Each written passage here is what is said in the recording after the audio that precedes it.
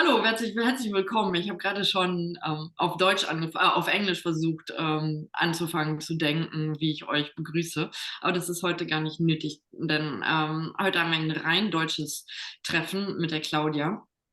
Denn die Claudia wird heute Sachen mit uns machen, die erst einmal auch nur auf Deutsch funktionieren, zumindest die Übungen, so dass wir da alle auf dem gleichen Nenner sind. Aber nichtsdestotrotz, herzlich willkommen zu unserem internationalen Projekt Cooler Brighter, ne?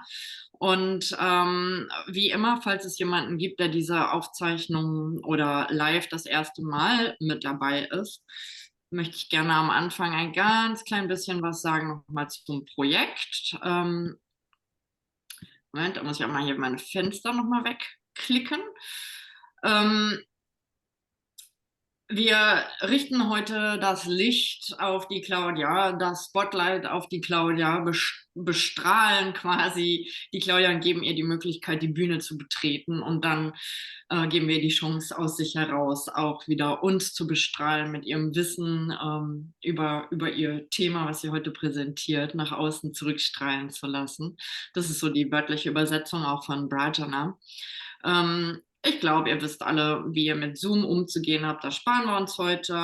Von unserem Team ist bis jetzt niemand außer mir anwesend, wegen Urlaub und schlechter Verbindung etc. Das ist mein Team. Unsere großen Vorbilder sind diese beiden Ladies, die das Projekt Samudra Shakti in Amerika ins Leben gerufen haben und da auch Online-Fortbildungen gestartet haben. Und das erste Live-Treffen jetzt tatsächlich auch im September in diesem Monat stattfinden wird. Jetzt einmal kurz alle Augen schließen. Jetzt muss ich einmal kurz über diesen Presenter hinweg scrollen und Next Month oben auch nochmal wegscrollen, so dass es aussieht, als wäre das speziell jetzt für die Claudia heute. Claudia wird uns heute beglücken mit ein paar Stimmen, den Stimmenübungen und dem Blick auf unsere Stimme als unsere Art, uns wieder nach außen auszudrücken, sodass wir ja einen guten Einfluss haben auf unsere Umwelt, authentisch rüberkommen. Und dafür gebe ich gleich der Claudia auch direkt das Wort, das Thema noch einleitender einzuführen. Nichtsdestotrotz, falls ihr selber etwas zu sagen habt, ihr müsst nicht unbedingt höchstgradig zertifizierte LehrerInnen sein, sondern vielleicht auch einfach in einem Bereich euch besonders gut auskennen. Bitte, bitte bewerbt euch bei uns und schlagt uns eure Themen vor. Alles, was interessant ist, wird gerne angenommen. Deswegen bitte meldet euch. Okay, das machen wir gleich. Dann schließe ich das wieder.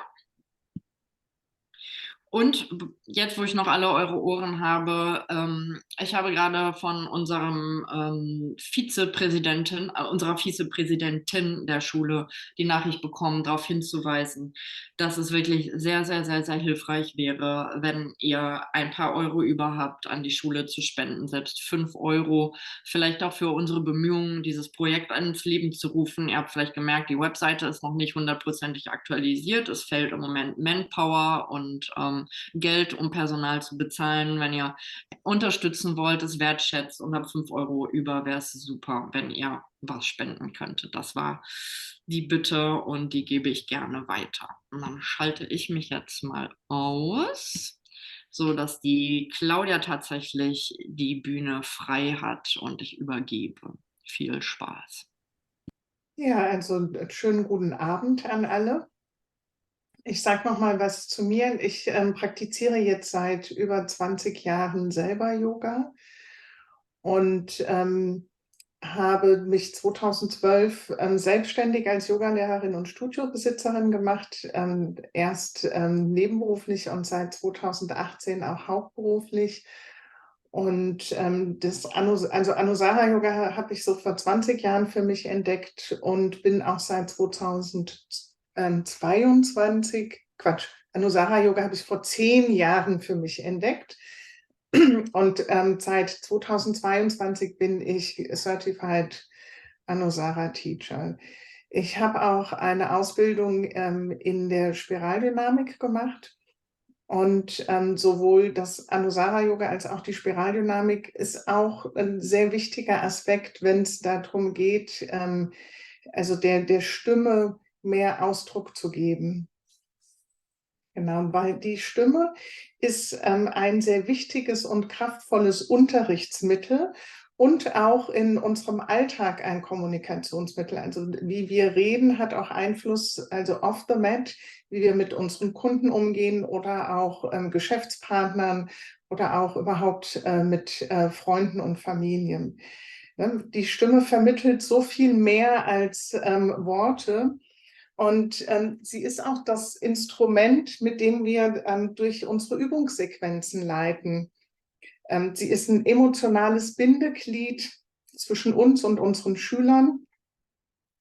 Und mit dem Stimmklang, der Tonhöhe, den Betonungen, Akzentuierungen werden verschiedene Botschaften gesendet. Also am Anfang einer Stunde wollen wir die Teilnehmer motivieren, während am Ende der Stunde die Teilnehmer sich eher ausgeruht und entspannt fühlen sollen. Und diese Aspekte werden eben neben der Yoga-Sequenz auch maßgeblich von der Stimme vermittelt. Und im Gegensatz zu einem Musiker, der schon sein Instrument hat, müssen wir unser Instrument erst aufbauen. Und so kann eine Stimme zu schwach sein, zu leise sein, keine Anbindung an den Körper haben und hinterlässt dann einen Eindruck mangelnder Überzeugungskraft und Kompetenz. Gerade im Anusara-Yoga, wenn wir unser Herzthema vortragen, verlieren die Leute das Interesse, gucken aus dem Fenster raus, fangen an, sich zu kratzen und sind einfach nicht mehr da. Und das kann auch mit der Stimme und mit unserer Präsenz zusammenhängen. Und die Teilnehmer merken das, wenn unsere Stimme brüchig, nervös, eintönig oder gelangweilt klingt. Ne? Eine Stimme sollte kraftvoll sein, ruhig, gut hörbar und vor allen Dingen authentisch.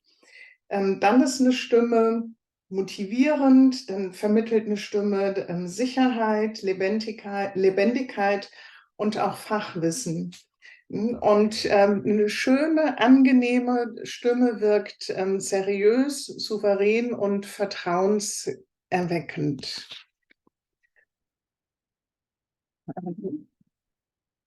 Dann es gibt Yogalehrer, die haben sich so eine Stimme angeeignet, die sie beim Betreten eines Yogaraums anschalten und wenn sie dann die Stunde beendet haben, wieder ausschalten. Und diese sogenannte Yogastimme, die soll Sanftmut, Güte und Entspannung vermitteln, aber meistens wirkt sie einfach nur sehr unnatürlich.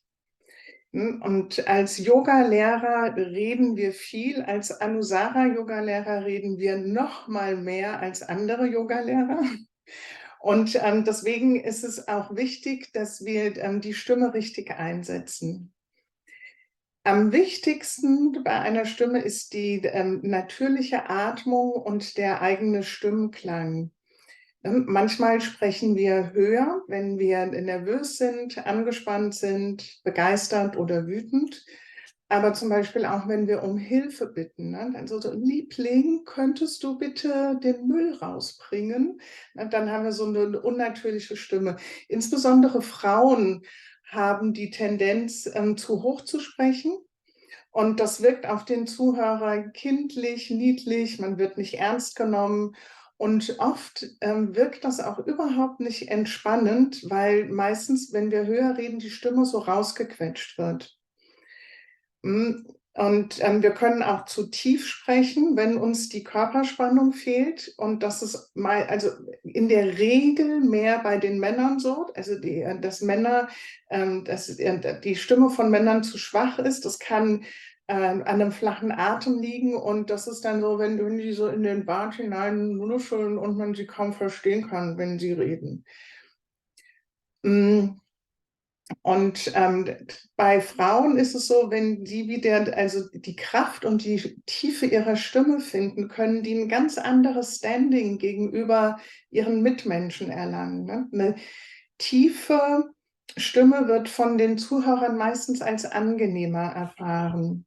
Und deswegen lohnt es sich wirklich, gerade weil wir so viel reden und weil die Stimme auch eines unserer Instrumente ist, in die Stimmentwicklung ein bisschen Bewusstsein hineinzubringen, sich damit zu beschäftigen.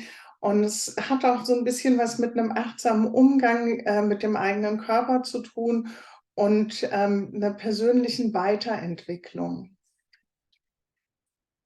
So, auf unsere Stimmen gibt es unterschiedliche Faktoren, die da einwirken. Jetzt muss ich, glaube ich, erst wieder hier von Anfang an freigeben. Genau, das brauchen wir nicht. Ne? Also, das ist sozusagen der Stimmmischpult. Das sind die Einflussfaktoren auf unsere Stimme. Ne? Wir haben Körper, Atmung, der Stimmklang, Satzmelodie, Tempo, Artikulation und Betonung. Ich mache das wieder aus. Das brauchen wir erstmal nicht. Genau. Also Körper. Die Körperhaltung und die Stimme, die stehen in einer ganz engen Korrelation. Wenn ich eine schlechte Körperhaltung habe, wird auch meine Stimme nicht voll klingen. Wenn ich im Hohlkreuz stehe, ist das Zwerchfell verspannt. Wenn ich einen eingesunkenen Brustkorb habe, wird der Atem flach. Es fehlt der Resonanzraum. Und wenn ich einen Knick im Nacken habe, weil ich einen runden Rücken habe, den Kopf nach vorne schiebe oder diese Überkorrektur mache im Kopf, dann verengt sich der Rachen und es fehlt auch der Resonanzraum im Rachen. Und so eine aufrechte, stabile Körperhaltung ist notwendig für eine voluminöse Stimme. Und da hilft uns Anusara Yoga, die Loops. Ne? Also Becken- und Nierenloop eingesetzt, geben der Stimme mehr Volumen, weil das Becken aufgerichtet ist, die Rippen integriert sind und das vergrößert den Resonanzraum der Stimme. Ne? Beim Einatmen kann man bis in den Beckenboden hinein entspannen. Das schafft die Stütze aus dem Beckenboden heraus. Ne? Wenn der Oberkörper gut aufgerichtet ist, ist das Zwerchfell entspannt. Der Atem kann tiefer, freier fließen. Ne? Der Kopfloop, der spannt das Gaumensegel auf, öffnet den Rachen und erlaubt der Stimme in Gaumen, Kehle und Kopf zu klingen.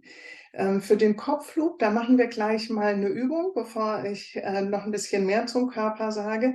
Ihr könnt mal am Knöchel saugen. Und macht das ruhig ein paar Mal, während ich rede und spürt, wie der Kopf so eine Rollkleidbewegung nach hinten oben macht, in den Kopfloop hinein und sich das Gaumensegel aufspannt. Eine andere Möglichkeit ist, ihr nehmt die beiden Daumen hier an das Kinn und drückt mit dem Kinn ganz feste gegen die Daumen und dann gibt es auch diesen Kopfloop. Und also bei dieser Übung merke ich noch ein bisschen mehr, wie es wirklich so, wie der Rachen sich öffnet und wie dann ein großer Raum entsteht. Und wenn ihr dann den Kopf so nach vorne schiebt, dann merkt ihr einfach, der Rachenraum schließt sich wieder.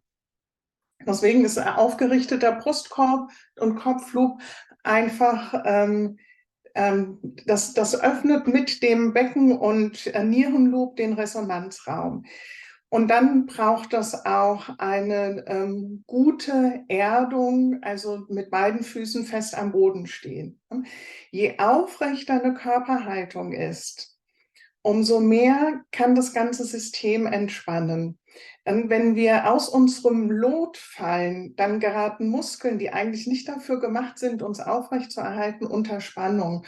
Und diese Spannung setzt unser vegetatives Nervensystem in Alarmbereitschaft und wir sind weniger entspannt und dann ist auch die Stimme nicht entspannt. Also je entspannter wir sind, desto ruhiger der Atem und dann tönt die Stimme voller, tiefer, reifer. Und sprechen, singen ist einfach atmen und noch präziser ausatmen. Und deswegen, genau. Dazu kommt noch, dass eine aufrechte, stabile Körperhaltung unseren Selbstwert stärkt. Ne? Das ist dieses Biofeedback.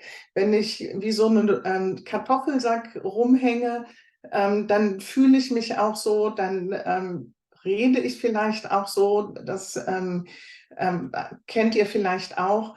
Leute, die einen Vortrag halten, ob das jetzt beim Yoga ist oder irgendwo, ne? Die sind wie so eine Schlaftablette.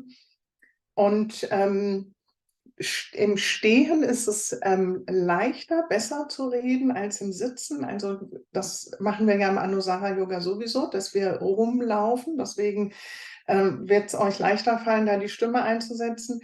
Und wenn es um Körper geht, ist es auch noch gut, Gesten zu nutzen. Ne? In dem Moment, wo ihr mit den Händen bewegt, die Hände bewegt, wo ihr was, den Körper mitnehmt, dann wird die Stimme einfach lebendiger. Gut, wir starten mit ein paar Übungen, um Energie in den Körper zu bringen, und dafür müsst ihr aufstehen. Ne? Und zwar, jetzt kommt der Spaß. Ne? Also, das Wichtigste ist eben, den Körper zu lockern und zu entspannen. Und dann dürft ihr einfach mal so auf der Stelle hüpfen und euch ausschütteln. Ne? Die Arme von oben nach unten. Und dabei locker sein. Entspannt den Unterkiefer. Der Unterkiefer darf so ganz locker nach unten hängen. Lasst los in den Schultern. Und ihr könnt auch, wenn ihr einen stressigen Tag hattet, einfach mal den ganzen Stress von euch abschütteln. Gut. Das ist so die eine Übung, die man machen kann. Also die Übung, die ich euch zeige, die könntet ihr immer kurz vor den Yoga-Stunden machen, wenn ihr merkt, ihr braucht ein bisschen mehr Entspannung für die Stimme. So, dann die nächste Übung ist so ein bisschen Energie in den Körper bringen. Ihr stellt euch vor, ihr pflückt Äpfel. Und dann könnt ihr so nach rechts, nach links hochgreifen, euch ganz lang strecken. Wir haben schon den Vorteil durch die Yoga-Praxis, dass wir ein bisschen mehr im eigenen Körper sind als viele andere. Und das ist so eine Übung, die wir auch oft machen und so nach rechts, nach links dehnen. Dann könnt ihr auch mal so bis auf die Finger, bis auf die Fußzehen kommen, Fersen heben, euch ganz lang machen. Gut. Die nächste Übung ist sozusagen das Skifahren. Ihr hebt die Arme. Mit der Ausatmung kommt ihr in so eine Vorbeuge runter. Dann kommt ihr wieder hoch.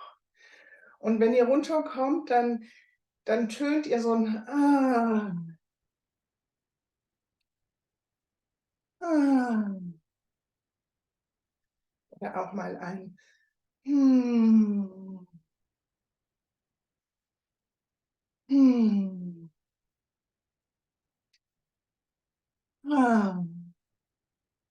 Und wenn ihr das nächste Mal runterkommt, bleibt ihr unten in der Vorwärtsbeuge, hängt euch hier aus, tönt wieder dieses seufzt ein bisschen.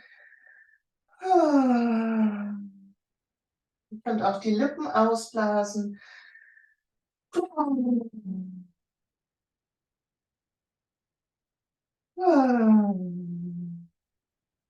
Und dann kommt ihr langsam wieder nach oben. Um ein bisschen mehr Entspannung in die Lippen, in den Unterkiefer zu bekommen, ist es auch ganz lustig, die Lippen auszublasen, so flattern zu lassen wie ein Pferd und dabei zu summen.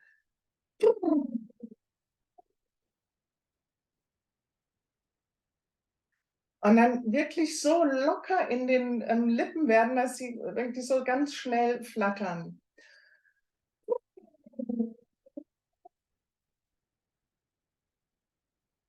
Ich musste das ein bisschen üben. Das ist bei mir am Anfang nicht so locker gewesen. Ich war so der Typ, der sehr viel Spannung im Kiefer hatte. Ne? Das könnt ihr auch immer wieder ein bisschen, wenn ich rede, könnt ihr die Übung einfach ein bisschen weitermachen.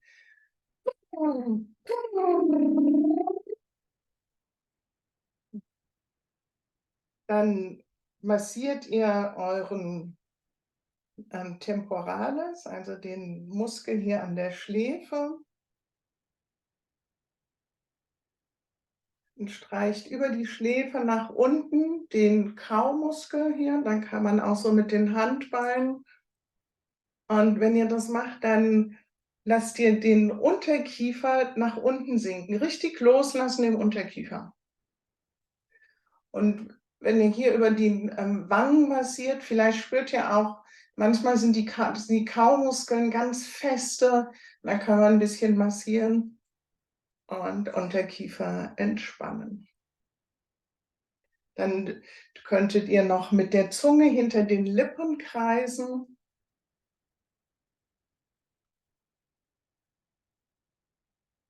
Und einen ganz großen, weiten Kreis machen. Das spürt man auch manchmal so ein bisschen in der Zunge, die ist dann angespannt.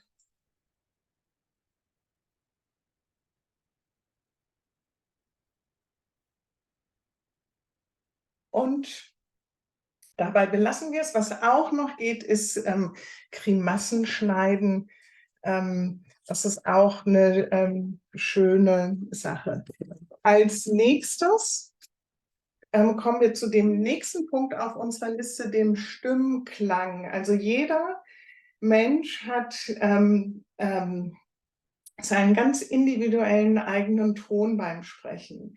Das ist genau da, wo sich deine Stimme wohlfühlt, wo die Stimme entspannt ist und wo die Stimme voluminös und voll klingt. Das ist sozusagen das eigene Stimmzuhause.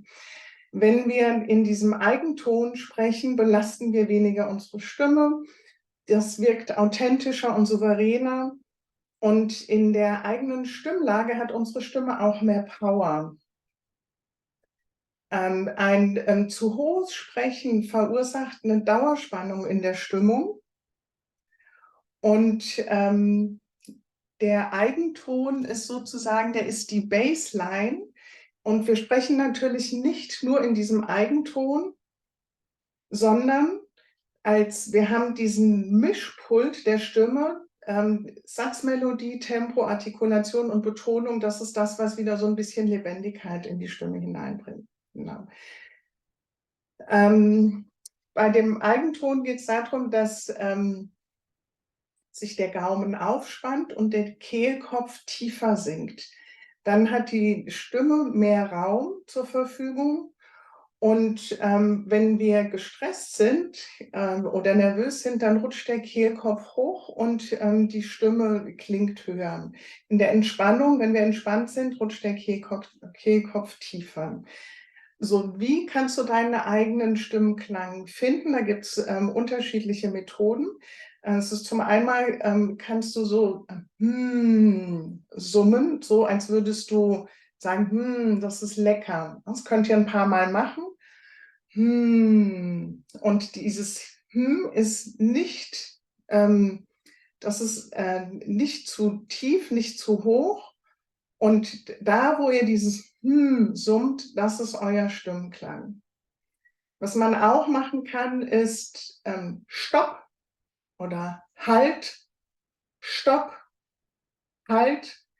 Da ist auch eure Stimmlage. Oder ihr zählt von 1 bis 10, wiederholt das Ganze 5-mal, werdet dabei etwas langsamer, bleibt aber gleich laut. Und durch dieses Durchzählen 1, 2, 3, 4, 5, 6, 7, 8, 9, 10, 1, 2, 3, 4, 5, 6, 7, 8, 9, 10, entspannen wir uns und die Stimme kommt wieder ein bisschen, also die Stimme kommt ein bisschen tiefer, die Stimme findet ihr Zuhause. Das ist eine sehr schöne Übung, wenn man Lampenfieber hat, wenn man ein bisschen nervös ist, zu zählen. Genau.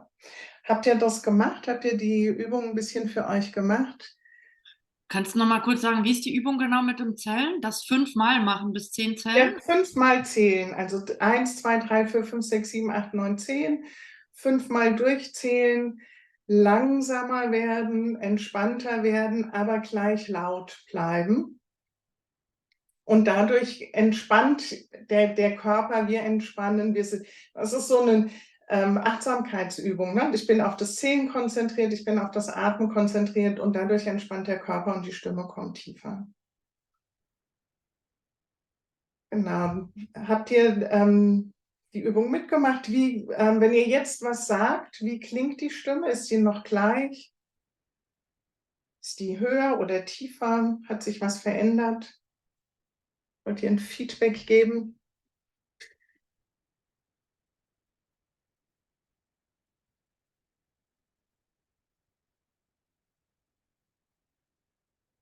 Eine weitere Übung wäre auch noch Gurgeln. Wenn ihr mit Wasser gurgelt, das bringt auch wieder den Kehlkopf tiefer. Das war auch noch eine Übung, um den eigenen Stimmklang zu finden. Dann der zweite Punkt auf unserer klingt, ach, da kommen die ruhiger, tiefer. Oh, gut. Ich sehe es jetzt erst, dass ihr in den Chat geschrieben habt. Tiefer und ruhiger klingt tiefer, als ich im Unterricht rede. Ja, sehr schön. Ja, das wechselt auch, fühlt sich gut an, ja. Es ist wirklich wichtig. Also mich hat früher Unterrichten viel mehr angestrengt, weil ich auch immer höher gesprochen habe und dann macht man noch ein paar Asanas vor, dann ist man so außer Atem und dann ist die Stimme irgendwo hier oben und das ist alles angespannt. Und deswegen macht es wirklich Sinn, zu lernen, tiefer zu kommen. Auch noch eine schöne Sache ist, wenn ihr redet, stellt ihr euch vor, ihr habt zwei Lautsprecher an den Knien und redet durch diese Lautsprecher an den Knien. Dann kommt die Stimme auch tiefer. Gut, dann jetzt wieder weiter. Zweiter Punkt ist die Atmung. Die Atmung ist das Fundament der Stimme und des Sprechens. Ne? Und atmen wir aus welchem Grund auch immer zu flach, wird der Atem immer kürzer und die Stimme immer höher. Ne? Weil bei einem zu flachen Atem ist zu wenig für die Stimmschwingung da. Und wenn am Ende die Stimme noch mehr gedrückt wird durch ungewolltes Anspannen der Stimmbänder, dann ist das wie so ein Teufelskreis. Ne? Dann kommen wir da überhaupt nicht mehr raus. Und zum Beispiel fühlen wir dann auch oft, so wie ich eben, ein Kratzen im Hals und räuspern uns oder wir sprechen leiser. Und dann denken wir oft, das liegt an unserer Stimme, aber meistens ist nicht die Stimme das Problem, sondern es ist die Atmung. Und was da hilft, ist also nicht räuspern, entweder richtig abhusten, einen Schluck warmes Wasser trinken oder überhaupt was trinken, tönen oder einfach entspannen und ein paar tiefe, bewusste Atemzüge in den Bauchraum nehmen. Was hilft beim Reden, ist die sogenannte Atem- oder Stimmstütze. Die Atemstütze ist eine Stütze des Unterbauchs, mit der das Zwerchfell und damit die Atmung kontrolliert wird. Ne, die Stimmstütze hilft, also eine kraftvolle Stimme zu behalten und beugt auch die Heiserkeit vor.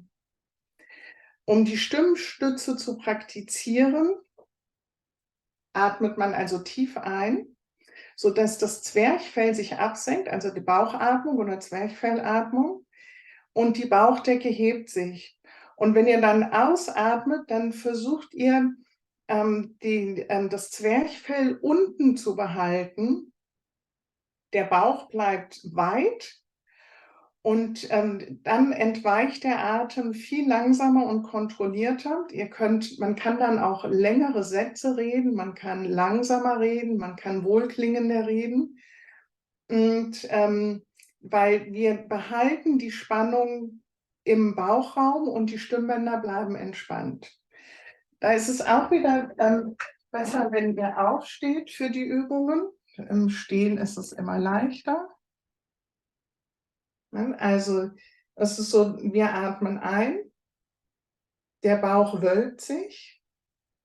Und wenn ihr dann könnt ein paar Sätze reden, wenn ihr ausredet, dann stellt ihr, wenn ihr ausatmet und euren Satz sprecht, etwas sagt, dann könnt ihr entweder die Hände hier an den Rippen halten und mit den Rippen gegen die Finger drücken.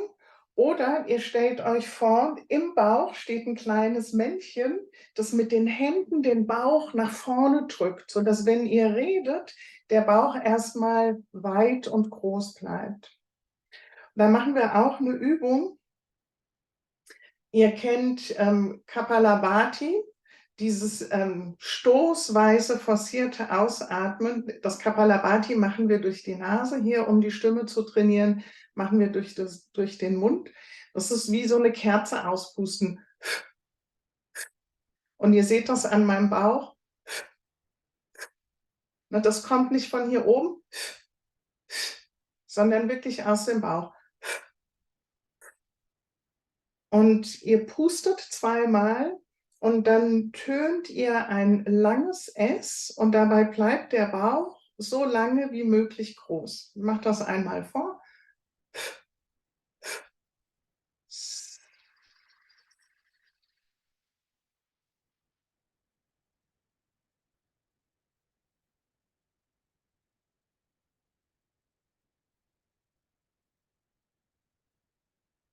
Und macht das ruhig ein paar Mal, während ich weiter rede.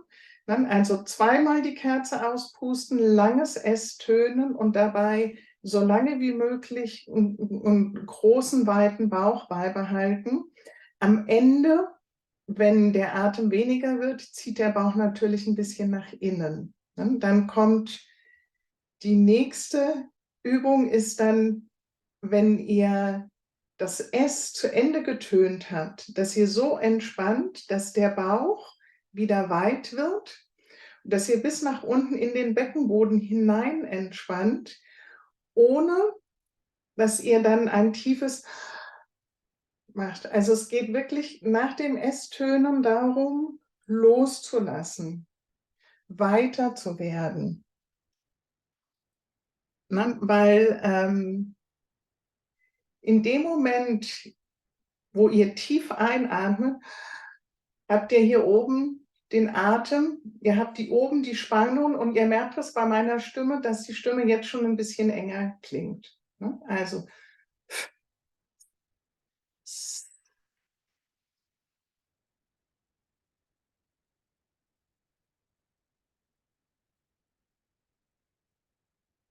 entspannen, Bauch entspannt und es geht bis runter in den Beckenboden. Und dann habt ihr immer wieder, also es ist so wie bei Kapalabhati, die Ausatmung ist forciert, die Einatmung geschieht von alleine und der Körper atmet automatisch so viel Luft ein, wie er braucht. In dem Moment, wo ihr dieses tiefe Einatmen macht, ist das zu viel und dann habt ihr die Anbindung, dieses Fundament, die Atemstütze verloren. Das braucht ein bisschen Übung. Also ich habe ein bisschen üben müssen, um wirklich dann loszulassen und zu entspannen. Habt ihr dazu Fragen? Wie kommt ihr damit zurecht? Das ist jetzt alles in einem Schnelldurchgang. Ne? Eine Stunde ist nicht viel Zeit. Und das ist jetzt nur, dass ihr mal eine Idee habt, wie das funktionieren könnte, aber ihr müsst das halt üben, üben, üben, üben. Ich habe ja gerade als Scherz in den Chat geschrieben, also so ein Halbscherz, ne? Dass ich das nicht kann. Ich kann nicht weicher Bauch machen, vor allen Dingen nicht, wenn ich unterrichte und gerade sowas wie Nierenloop und Aufrichtung und sowas unterrichte, so, ne? Ah, okay, ich sehe es ja. Genau, aber Halbscherz, also wirklich in dem Sinn, ist das eine Technik, um einzuüben, einen guten Stimmsitz zu haben? Weil du kannst ja nicht, wenn du aufrecht bist oder sogar Asanas irgendwie mitmachst oder angestrengt bist, kannst du ja nicht einen vollkommen weichen Bauch behalten. Ist das eine vorbereitende Arbeit, die man macht, die dann da ist? Oder? Also ich zieh mal den Pullover aus, dass man es ein bisschen mehr sieht. Es geht ja nicht darum, den Bauch rauszustrecken. Also wenn ihr habt den Beckenloop, ne? Also beim Beckenloop ist ja so, Schambein zieht zum Bauchnabel und dann hat man sowieso einen relativ flachen Bauch, anders als wenn ich jetzt so im Hohlkreuz stehe, dann hängt mein Bauch so raus. Mhm. Ne? Also Beckenloop sorgt schon mal dafür, dass meine ganzen Bauchorgane gut im Becken abgelegt werden können. Ne? Und jetzt ist das, wenn ich die Übung mache,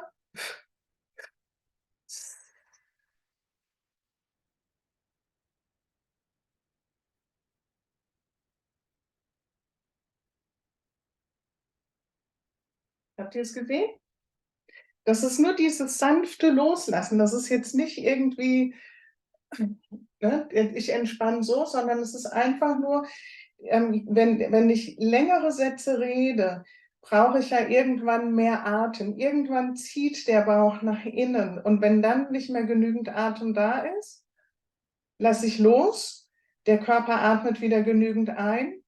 Und ich habe wieder den Atem für die nächsten Sätze. Also es ist ein eine ganz sanfte Art von Kapalabhati. Ne? Das ist das, was ich mit dem Husten mache. Und dann kommt der Bauch wieder raus. Das ist alles. Klarer oder?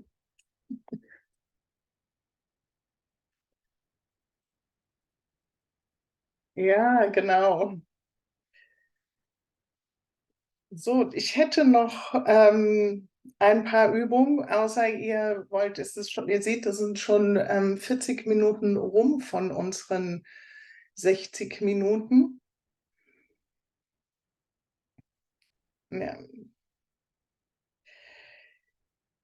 Das mit den Kerze auspusten und ein langes S-Tönen ist eine sehr schöne Übung oder überhaupt.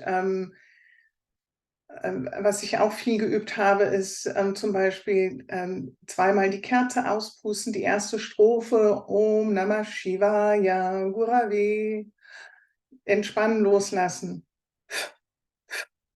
Sat Chitananda Murtaye, entspannen, loslassen.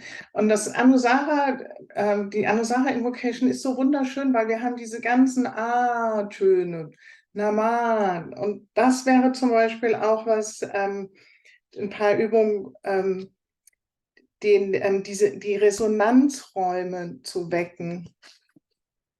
Dann mache ich nochmal gebe ich nochmal den Bildschirm frei.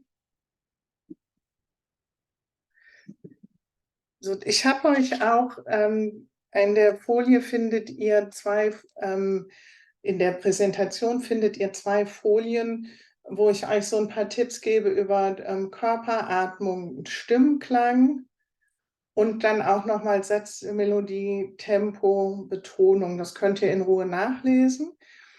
Und dann bei den Resonanzräumen wecken. Es ist so, also eine klangvolle, resonanzreiche Stimme, die begeistert, wirkt seriös, souverän. Und der Klang wird im Hals und im Kehlkopf erzeugt und kann auf Umwegen in dem Hinterkopf, in der Stirn, im Mund und überall sich ausbreiten.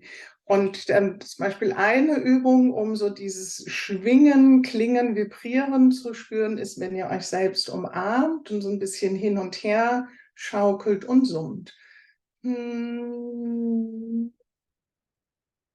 Und in verschiedenen Höhen und Tiefen summt und mal schaut, wo kommt der Ton an.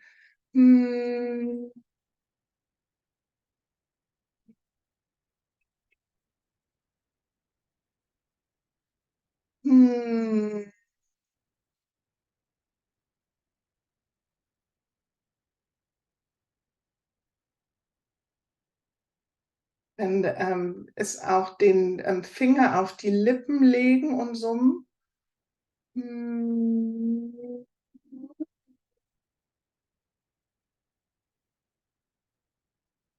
Und dann, wenn ihr summt, den Finger auf den Lippen habt, dann spürt auch dieses Vibrieren in den Lippen und wie sich das ausbreitet.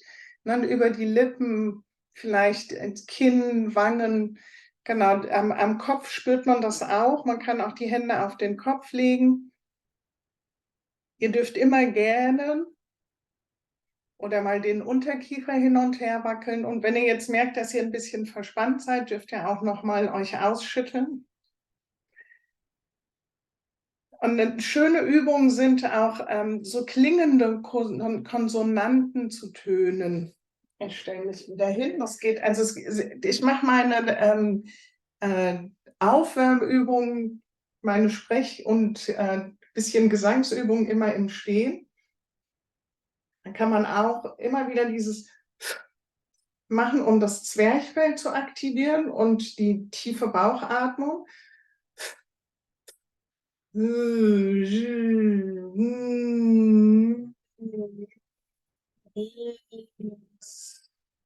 Also diese klingenden Konsonanten könnt ihr dann sprechen.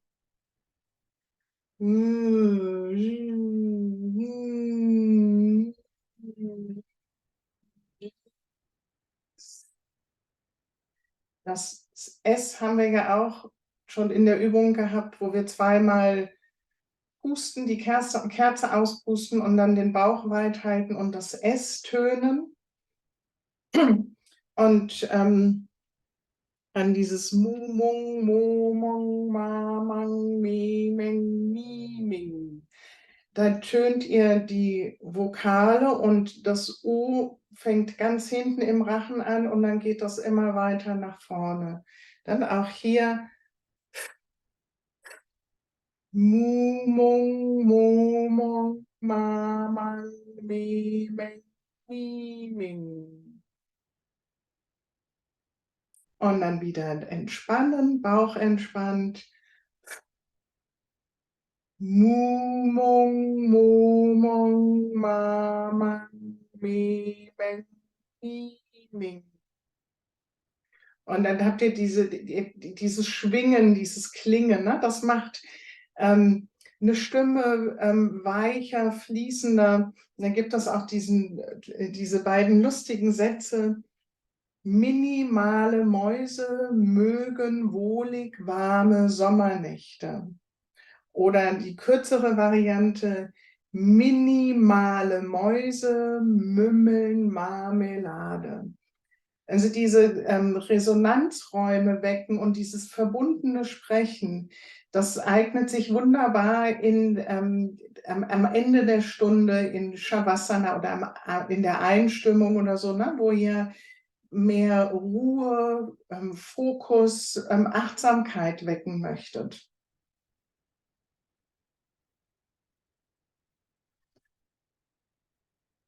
Und dann die letzte Folie, Power für die Stimme. Also das ist jetzt so für diejenigen, die wissen, so sie sind ein bisschen leise in der Stimme, die können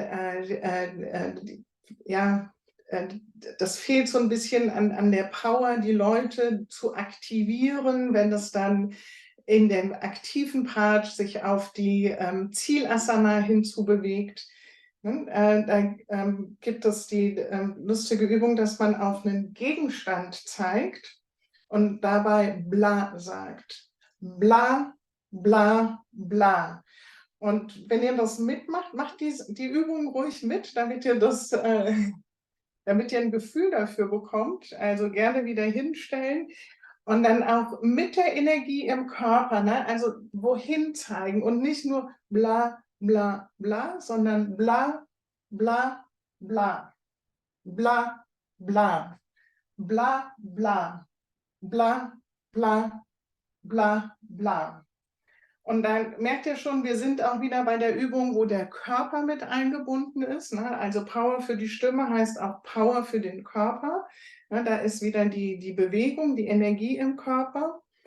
Dann kann man, um Power in die Stimme zu bekommen, zweimal pusten und dreimal Hopp sagen. Hopp, hopp, hopp.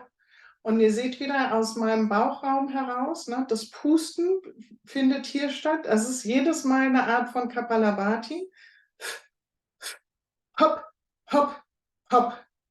Das ist das Tolle bei euch. Das muss nicht erklärt werden, wie Kapalabhati funktioniert. Ich gehe davon aus, dass die meisten das wissen. Ne? Und um die Power in die Stimme zu bekommen, kann man zum Beispiel auch aus diesem Bauchraum heraus, also dieses Kapalabhati-artige Sprechen, kann man dann sagen Ka, Te, P, K, T, P, K, T, P. Oder die Wörter K, T, Pa, P, Pu, P.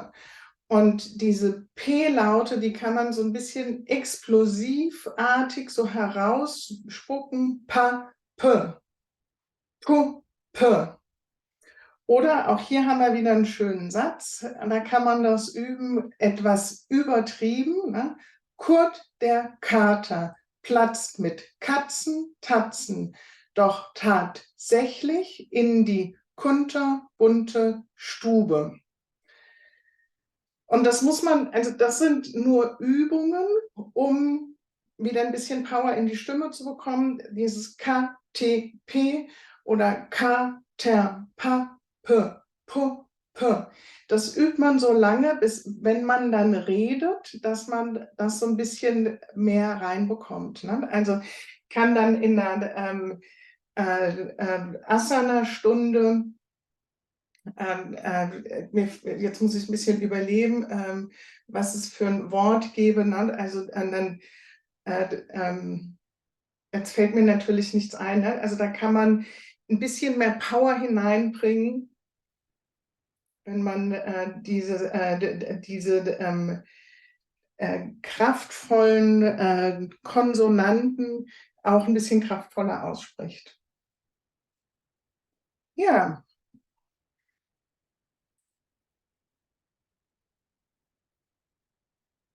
Auf der letzten Seite habe ich euch noch ein paar Tipps gegeben, die könnt ihr euch in Ruhe durchlesen. Oder ich weiß nicht, Julia, wie sind wir mit der Zeit? Oh, wir haben noch 10 Minuten Wir mindestens. haben noch 10 Minuten. Gut, dann können wir es auch, wenn ihr keine Fragen habt, können wir das auch also durchgehen. Also wirklich wichtig ist, den persönlichen Stimmklang zu finden. In der Regel ist die Stimme von Natur aus tiefer. Und wichtig ist der Atem. Also wenn man dann so im Eifer des Unterrichtens einer Anusara-Yoga-Stunde ist, wo man ja auf 1000 andere Dinge achten muss, könnt ihr vielleicht auch eine Pause einlegen und mal wieder tief durchatmen. Es hilft auch, in kürzeren Sätzen zu sprechen. Das ist ja sowieso auch im Sinn von Anusara, dass wir nicht zu kompliziert sind, weil das versteht ja dann sowieso keiner mehr. Füllwörter und Wiederholung vermeiden. Dann auch müsst ihr schauen, ne, wie groß ist der Raum. Ne? Es gibt auch Lehrer, die zu laut sprechen, das hatte ich auch schon, die also in einem kleinen Raum sind und eine sehr kräftige, laute Stimme haben. Ja, seit Corona und seitdem es diese vielen Online-Aufzeichnungen und Übertragungen gibt, muss man auch so ein bisschen auf die Mundgeräusche achten. Und wenn ich so rede und was sage und dann immer so mit der Zunge schnalze, ist das auch ein bisschen seltsam, ist ein bisschen störend, insbesondere wenn man ein Mikrofon benutzt. Vermeiden sollte man auch häufiges Räuspern. Auch dann muss ich auch immer noch ein bisschen üben, nicht zu oft und sagen und ja, und was ich noch sagen wollte und dann auch das stört so ein bisschen die Ansagen. Genau, und dann den Übungen angepasst sprechen. Dynamische Übungen erfordern halt mehr Energie, mehr Ausdruck und am Ende der Stunde halt etwas ruhiger, verbundener, mehr Pausen einlegen. Und ja, wir sind auch nur normale Menschen. Wir sind auf einer Augenhöhe mit den anderen. Dann auch, das ist ja das, was wir im Anusara immer lehren, das Gute im anderen zu sehen und selber auch immer noch als Schüler zu sehen. Und ja, Feedback zur eigenen Stimme holen oder mal selber eine Tonaufnahme machen. Das ist, wie gesagt, auch seit den ganzen Online-Kursen, da ist mir das auch aufgefallen. Und das war auch ein Grund, warum ich mich dann nochmal mit meiner Stimme beschäftigt habe und ein bisschen Stimmtraining gemacht habe. Und wie gesagt, jetzt ist das Reden leichter, angenehmer, vor allem, also vielleicht auch für meine Teilnehmer, aber vor allen Dingen auch für mich. So, letzte Folie. Habt ihr nochmal meine Kontaktdaten?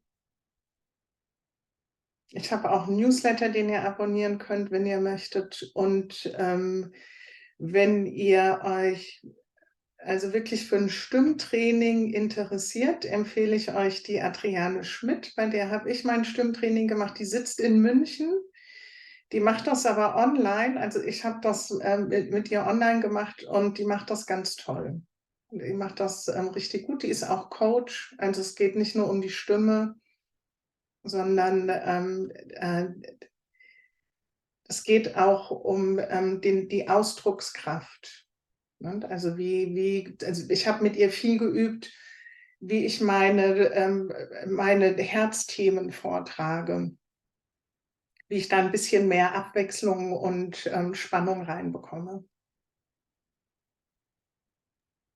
Hast du da zufällig noch ein Beispiel für? Ähm, soll ich eine kleine Geschichte erzählen, ob ich die noch so zusammenbekomme?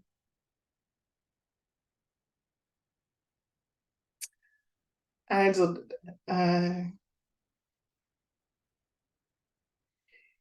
der Schüler kam zum Meister und sagte, Meister, eure ganzen Übungen, die sind viel zu anstrengend für mich. Ich glaube, ich höre auf mit der Ausbildung bei euch. Das ist einfach viel zu viel für mich. Und der Meister schaute den Schüler an und sprach, ich verstehe. Aber schau, die Raupe, die am Boden entlang kriecht und die sagt, die Verpuppung ist mir viel zu anstrengend, ich bleibe einfach Raupe. Aber später merkt sie dann, oder später beneidet sie die Schmetterlinge, die leicht und frei durch den Himmel flattern. Ich weiß nicht, ob ich es richtig rüberbringen konnte, aber ich versuche in 3 verschiedenen Stimmen zu sprechen. Ich habe die Erzählerstimme, das ist mein Eigenklang, so wie ich normal rede. Und dann habe ich den Schüler, der so, alles viel zu anstrengend. Ne? Und der Lehrer, der dann halt der weise Mann ist mit einer tiefen, ruhigen Stimme. Ne? Und so kann man ein bisschen, dann kann man noch ein bisschen Gesten hineinbringen. Und dann werdet ihr zum Entertainer und dann guckt keiner mehr aus dem Fenster raus, wenn ihr euren Herzthema erzählt, in der Hoffnung, dass es richtig funktioniert. Was das kostet, sie hat da verschiedene Pakete, die macht so Stimmsnacks, da kann man verschiedene Pakete buchen und ich glaube 5 Einzelstunden. Ach, ich habe so ein Paket bei ihr gebucht, die Stimmsnacks eigentlich. Müsst ihr auf der Webseite gucken, das hat sie alles ganz toll. Da ist ganz einfach zu finden, was das kostet. So, Ich habe noch eine Frage zu etwas, was du nicht vorgesehen hattest, glaube ich, aber vielleicht, also zur Artikulation. Ähm, Wir haben noch 3 Minuten, deswegen frage ich einfach mal. Nee, nicht Artikulation, sondern Modulation. Also, oder ob da jemand, ob du da noch mehr Erfahrung hast oder einer von euch, wann es angebrachter ist, weniger zu modulieren. Also mit Modulation ist Tonhöhe und sowas, richtig? Mhm. Genau. Ja, ob es irgendwann angebracht ist, das etwas zurückzuschrauben und mehr an der Baseline sozusagen zu bleiben, ob es interessanter wird, wenn mehr Modulation da ist, ob es nerviger ist, ob es da irgendwelche Regeln gibt oder so. Ja, also ich glaube, das kommt auch immer auf die Situation drauf an, ne? Also wenn du dein Herzthema vorträgst und dann auch vom Typ her vielleicht eher so der Schauspielertyp bist, ne, und in diesen verschiedenen Stimmen reden kannst, dann kannst du da gerne mit der Modulation Experimente machen, ne? Ich denke, es gibt auch Menschen, die vom Typ her sowieso etwas ruhiger sind und nicht so die geborenen Showmaster. Bei denen würde das dann vielleicht auch nicht mehr authentisch wirken, wenn die sehr mit der Stimme modulieren.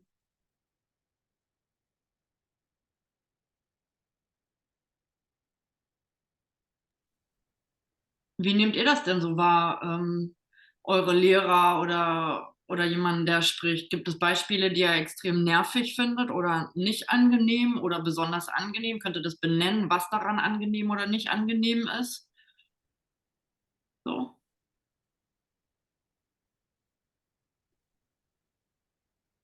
äh, hau rein, hau raus. Also was ich persönlich unangenehm finde, ist, wie die Claudia gesagt hat, wenn jemand immer auf der gleichen Stimmlage oder Stimmhöhe ist. Für mich ist ein Lehrer, der authentisch in seiner Persönlichkeit ist und der für mich aktiv ist, ja. Und das sind ja viele Anusara-Lehrer, weil die Herzthemen uns ja im Herzen ansprechen. Und sobald mich was im Herzen berührt, bin ich ja authentisch, indem ich das kommuniziere. Ja, weil dann rede ich ja aus meinem Innersten raus und deswegen holen mich diese Stunden, gerade jetzt bei Anusara-Lehrern, oft mehr ab, als wie eine Stunde. Ich war letztens in einer, die, ich wollte es einfach mal wieder ausprobieren und habe gemerkt, nee, es ist nicht, einfach nicht mehr meins. Gell?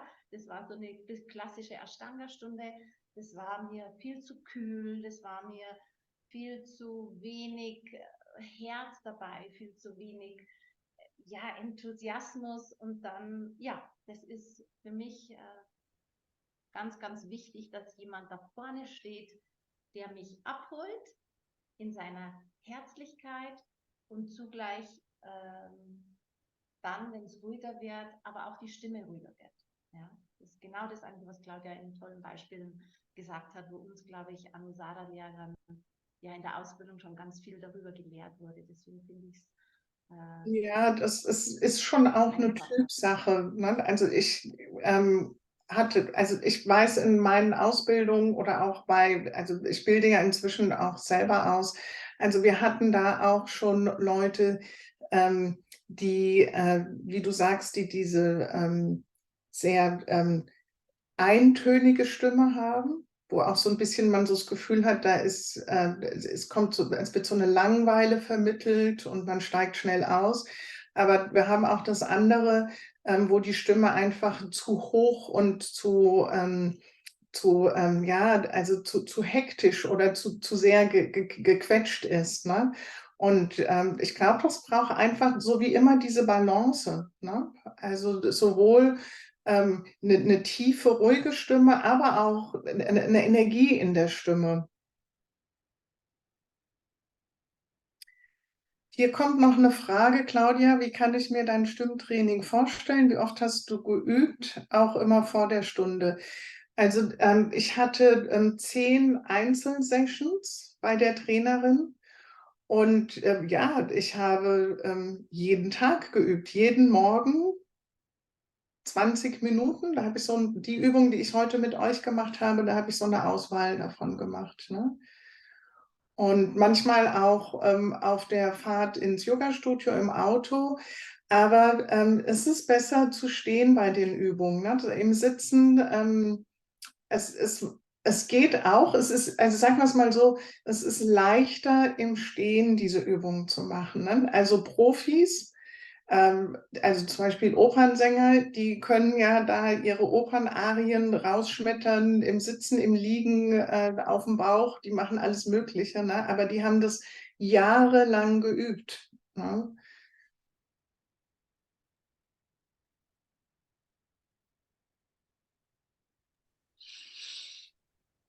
Ja, super. Vielen Dank, Claudia. Ich schalte mich mal eben nochmal dazu. Da bin ich wieder.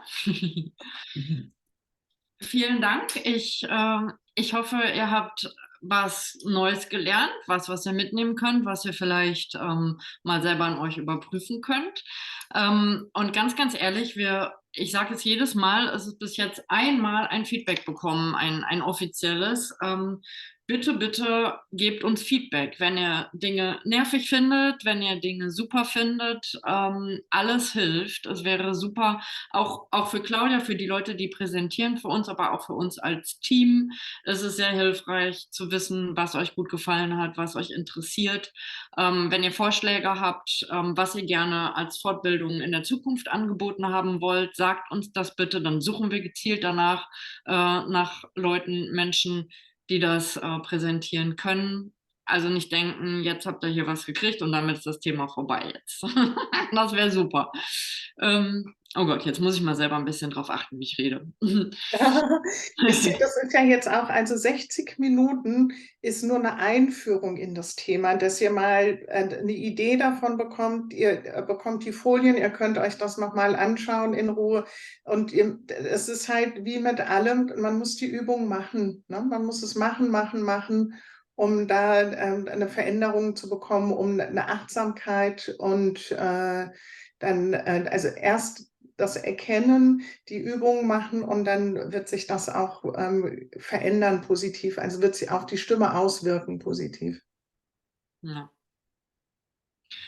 Grundsätzlich kann ich auch empfehlen, Gesangsunterricht mal zu nehmen. Alternativ, da kommt dann nochmal eine ganz andere Dimension. Aber ja, also ich würde mich freuen, nochmal von euch zu hören. Ich würde mich freuen, euch bei Samavesha zu sehen. Es gibt immer noch sehr günstige Tickets. Ich habe meine Flüge gebucht.